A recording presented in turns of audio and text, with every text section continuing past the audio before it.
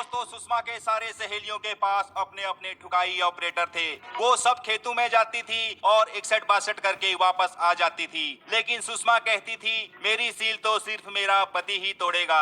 आखिरकार वो घड़ी भी आ गई जब सुषमा दुल्हन के लिबास में कीड़ा जड़ी वाला दूध का गिलास हाथ में लेकर सुहागरात के सेज पर पहुंची।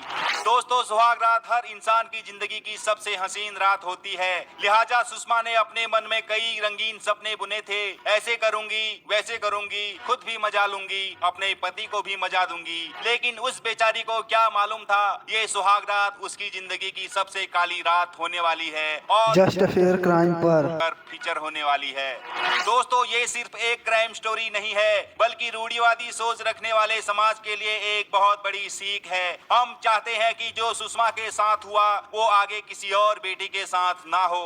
दोस्तों सुषमा जैसे ही दूध का गिलास लेकर अपने पति के पास पहुंची तो उसके पति ने तुरंत सारा दूध पी लिया और सुषमा के गहनों से खेलने लगा। फिर बोला, पता है मैं तुमको कितना अच्छा मानता हूँ, अगर तुमको कोई परेशान करेगा तो मुझे बताना, मैं उसको बहुत मारूंगा। दरअसल सुरेश एक मंदबुद्धि किस्म का लड़का था, उसे सेक्स के बारे में कुछ भी मालूम नहीं था। जैसे कैसे सुषमा ने रात काटी, सुबह होते ही उसने अपनी माँ को फोन किया, सारी बातें बताई तो माँ बोली, बेटी हमने कर्जा लेकर बड़ी मुश्किल से तेरी शादी की है, अब वो जैसा भी है तेरा पति है, तुझे उसी के साथ जिंदगी काटनी पड़ेगी।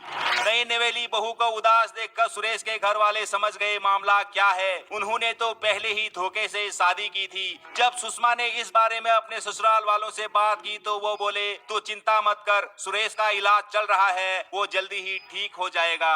मायके की तरफ से भी कोई सपोर्ट नहीं मिल रहा था, लिहाजा सुषमा बेचारी घुट घुट कर दिन काटने पर मजबूर हो गई।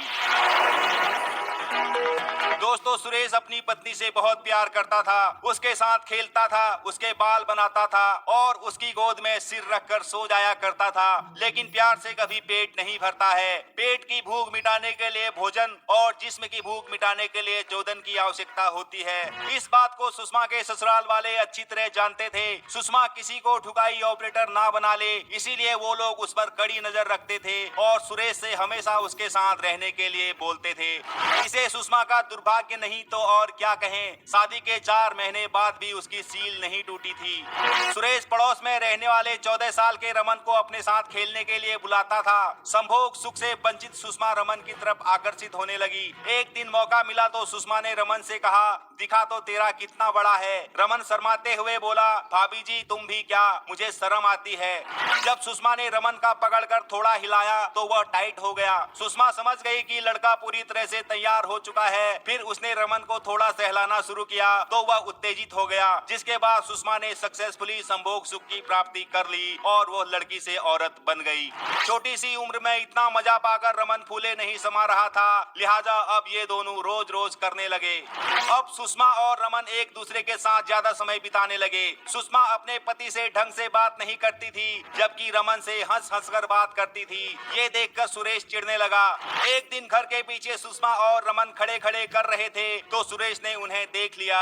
वो अपनी पत्नी से बोला, मुझसे तो ढंग से बात नहीं करती हो और रमन को इतनी जोर से गले लगा रही हो, उसको पप्पी भी दे रही हो। उस बेचारे को क्या पता था ये दोनों 61-62 कर रहे थे। फिर वो अपनी पत्नी से बोला, अगर तुमने आज के बाद रमन से बात की तो मैं मर जाऊंगा। सुषमा द्वारा पति की बातों को इग्नोर करना लाजमी था। अगले दिन फिर से सुरेश ने अपनी पत्नी को रमन के साथ लिपटे हुए देखा तो वह गुस्से में घर के अंदर गया और पंखे से लटक कर अपनी जान दे दी। सुरेश को पंखे से लटके हुए देखकर सुषमा और रमन डर गए। आनन फानन में इन दोनों ने उसको नीचे उतारा और उसकी लाश को कचरे के ढेर में छुपा दिया। अंधेरा होने पर भी सुरेश दिखाई नहीं दिया। घर वालों ने उसकी तलाश शुरू की तो उसकी लाश मिल गई, जिसके बाद मामले में पुलिस की एंट्री हुई। पुलिस ने तहकीकात शुरू की तो पूरा मामला खुलकर सामने आ गया, जिसके बाद पुलिस ने आत्महत्या के लिए उकसाने के आरोप में सुषमा और उसके प्रेमी को गिरफ्तार कर लिया। तो दोस्तों सुषमा ने जो किया उसे गलत कहा जा सकता है, लेकिन जो ससुराल और मायके वालों ने सुषमा के साथ किया वो भी किसी जघन्य अपराध से कम नहीं है। लिहाजा उन लोगों को भी सजा होनी चाहिए। फिलहाल इस विषय में आपकी क्या राय है, नीचे कमेंट करके मुझे जरूर बताएं और आगे भी इसी तरह की घटनाओं के बारे में जानकारी के लिए इस चैनल को आपने सब्सक्राइब तो कर ही लिया होगा, नहीं किया है तो अभी कर लीजिए। धन्यवाद।